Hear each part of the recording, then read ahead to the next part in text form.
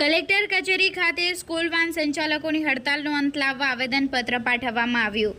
તારીખ 14 જૂન શુક્રવારના રોજ સવારે 11 કલાકની મળતી માહિતી મુજબ વલસાડમાં આરટીઓના નિયમોને લઈ સ્કૂલ વાહન ચાલકો નારાજ થયા હતા, જેમાં આરટીઓ દ્વારા સ્કૂલ વાહન ચાલકો માટે નવા નિયમો જાહેર કરવામાં આવ્યા છે, જે વિદ્યાર્થી બાળકોની સેફટી માટે જાહેર કર્યા છે, જેમાં ફાયર સેફટી, પીડી નંબર પ્લેટ મતલબ ટેક્સી પાર્કિંગમાં અંદર બેઠેલ દરેકનો ઇન્સ્યોરન્સ, 12 વિદ્યાર્થીઓ બાળકો મતલબ લિમિટેડ સવારી, લિમિટેડ સ્પીડ સહિતના નિયમોને લઈ સ્કૂલ વાહન ચાલકોને પોસાય તેમ નથી, જેને લઈ વલસાડમાં સ્કૂલ ખુલવાના પહેલા જ દિવસે સ્કૂલ વાહન ચાલકો અચાનક હડતાળ પર ઉતરી પડતા સ્કૂલના બાળકો અને વાલીઓને ભારે હાલાકી વેઠવી પડી હતી અને આ સમસ્યાનું નિરાકરણ લાવવા આજરોજ વલસાડના સ્કૂલ વાહન ચાલકો ભેગા થઈ હડતાલનો અંત લાવવા માટે જિલ્લા અધિક કલેક્ટરને રજૂઆત કરી હતી। આ સાથે સ્કૂલ વાહન ચાલકોએ જણાવ્યું કે નિયમ મુજબ જો વાહનોમાં સુવિધાઓ આપવામાં આવે તો તેમાં વાલીઓને તેનું ભારણ વધી જશે અને ભાડામાં વધારો કરવો પડશે, જેને લઈ મોંઘવારીમાં વાલીઓ પણ વધુ એક ભારણ વધવાની શક્યતા ઊભી થઈ છે। અને વલસાડ શહેરના સ્કૂલના વાહન ચાલકો આજે વલસાડ કલેક્ટર ઓફિસમાં આવેદનપત્ર, આજે અમારી હડતાળ ચાલે છે એના બાબતમાં આવેદનપત્ર અને સુખદ અંત આવે હડતાળનો, એના માટે રજૂઆત કરવા માટે આવ્યા હતા। તો કલેક્ટરશ્રીનો ખૂબ સરસ રિસ્પોન્સ રહ્યો અમને અને સારી એવી દિશા નિર્દેશ પણ કર્યા અમને કે અમે તો કાળજી રાખતા જ આવેલા છે, પણ છતાં એમના તરફથી થોડા સૂચનો અમને મળ્યા કે અમે સ્વીકાર્યા છે અને બહુ પોઝિટિવ વાત છે એમની સાથે, અને એમણે સમય આપ્યો છે અને કીધું છે કે તમે ચાલુ કરો, હમણાં તમને દંડ ફટકારવામાં નહીં આવે, ગમે તેમ દંડ ફટકારવામાં નહીં આવે, પણ સમયાંતરે તમારે જે નિયમો છે એનું તમારે જે રીતનું પેપર વર્ક છે તે તમારે ક્લિયર કરવાના રહેશે, એ રીતનું એમણે બાહેધરી આપી છે।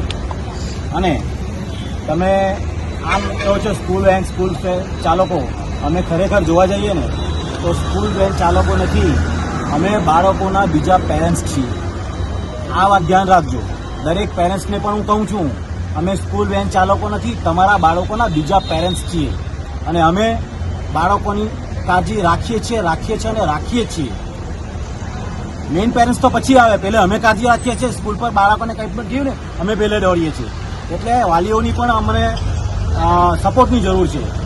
મારી વાલીઓને પણ ખાસ નમ્ર વિનંતી છે કે આ પોઝિશનમાં તમારી પણ અમને સપોર્ટની જરૂર છે અને કલેક્ટરશ્રીએ કીધું છે કે તમારે જે ભાડું થોડું વધારવા પડે તો વધારી દો, ચોક્કસ વધારો તમે, અને બાળકોની સુરક્ષાનો તમે ખ્યાલ રાખજો। એકચ્યુઅલી અમે ખ્યાલ રાખતા આવ્યા જ છે, પણ એક્સ્ટ્રા એડિશનલ આ જે અમારા બનાવ બન્યા છે એને કારણે તમારે વધુ પડતી કાળજી રાખવાની જરૂર છે।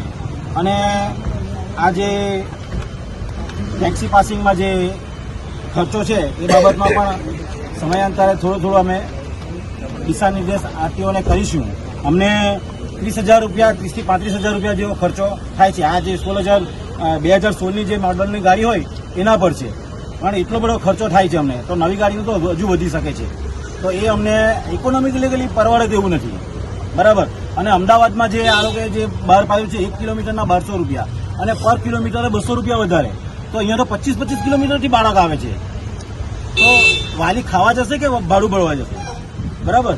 તો અમારું ભાડું ફિક્સ હોય, હવે તેને સંલગ્નમાં અમે જો ચલાવવા જઈએ ને તો વાલીઓને ભાડું જ નહીં પોસાય, એટલે દરેક વાલીઓને આ મીડિયાના માધ્યમથી મારું જણાવવાનું છે કે દરેક વાલીઓને મારું જણાવવાનું છે કે થોડું તમારા વેનવાળા ભાઈઓ તમને કહેશે કે ભાડું વધ્યું છે અને વધારો કરવા પડે તેવું જ છે, અમારે ત્યાં વગર અમારે સર્વાઈવ થાય તેવું જ નહીં મળે, બરાબર।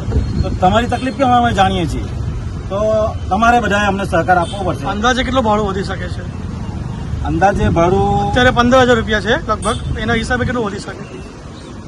એ લગભગ એમાં દરેક છે ને અંતર પ્રમાણે તો રફલી આઈડિયા પણ અંતર પ્રમાણે ભાડું અલગ હોય, એટલે હું તમને પરફેક્ટ ફિગર નહીં આપીશું। 300 થી 400 રૂપિયા વધી શકે તેવું છે।